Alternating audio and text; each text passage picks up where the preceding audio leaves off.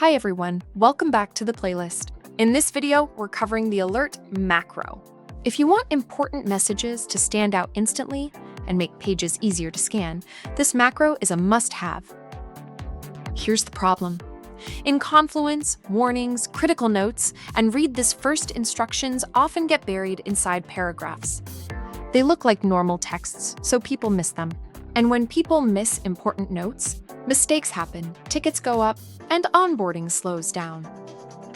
So instead of hoping readers notice important lines, let's make them impossible to miss.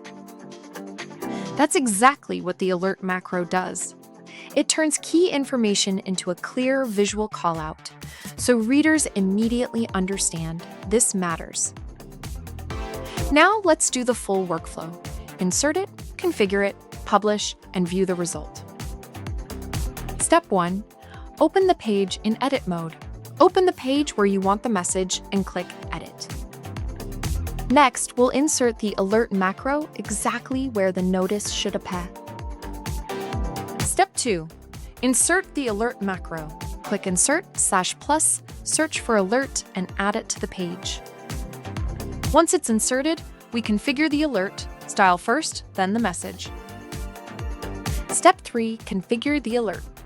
Now configure the alert. Choose the alert type that matches the message, like info, warning, success, or a stronger callout. Add a short title, something like important or read this first. Then write the main message. Keep it short and clear, usually 1 or 2 lines. Now let's publish and view the page like a real reader. Click Update or Publish. Now in view mode, your message stands out from the rest of the content. Readers don't have to hunt for it, and they're much less likely to miss it. So the problem was, important info gets buried and users miss it. And the solution is, the alert macro makes critical messages visible, clear, and skimmable. That's it for the alert macro. See you in the next video.